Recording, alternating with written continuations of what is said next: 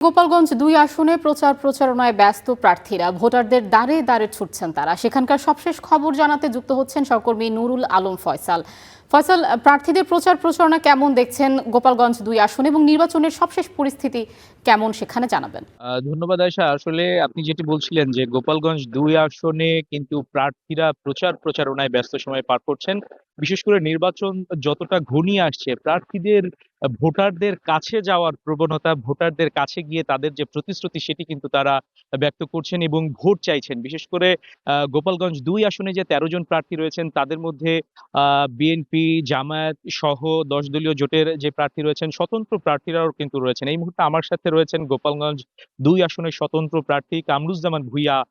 তিনি টেলিফোন মার্কা নিয়ে নির্বাচন করছেন। আমরা একটু তার সাথে কথা বলতে চাই।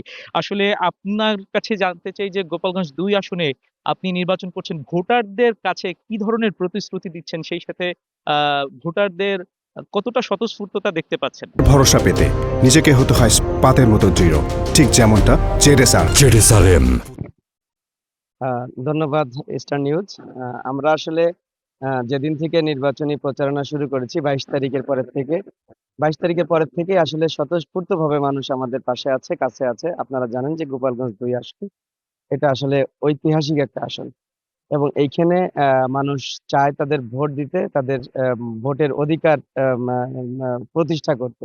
তো সেই দিন থেকে আসলে এত বেশি মানে ভোটারদের মানে আগ্রহ যে আপনি আমার চেহারা দেখে বুঝতে পারছেন আমি ঘুমোতে পারি না। আমরা ৪টার সময় আসি, আবার সকালে বের হয়ে যাই এবং প্রত্যেকটা মানুষ আপনি সকাল থেকে যদি দেখেন আমাদের বাড়ি সমস্ত আমাদের ২৮টা ইউনিয়ন থেকে লোক আসে এবং এরা খুব খুশি। এরা ভোট দিতে পারবে এই চিন্তা করেই খুব খুশি। আচ্ছা, ভোটাররা তাদের যেই স্বতঃস্ফূর্ততা দেখতে পাচ্ছেন সেই সাথে একটি প্রশ্ন আপনার কাছে যে গোপালগঞ্জে সাধারণত আওয়ামী অধ্যুষিত বলা হয় এবং এখানকার ভোটাররা আওয়ামী লীগকেই ভোট দিয়েছে। তো আসলে এবারের নির্বাচনে আপনাদের জন্য কতটা চ্যালেঞ্জ যে ভোটারদেরকে ভোট কেন্দ্রে নেওয়ার বিষয়? ভোটাররা আসলে সবথেকে আগে যেটা চিন্তা করে সবার আগে আমাদের দেশ। তো তারা যেহেতু আমি গোপালগঞ্জেরই সন্তান, আমার বাবা বীর মুক্তিযোদ্ধা। তো তারা আমার সাথেই আছে। এই ব্যাপারে তারা আশ্বাস দেয় এবং আমি নির্বাচনে আসাতে তারা আসলে খুব খুশি।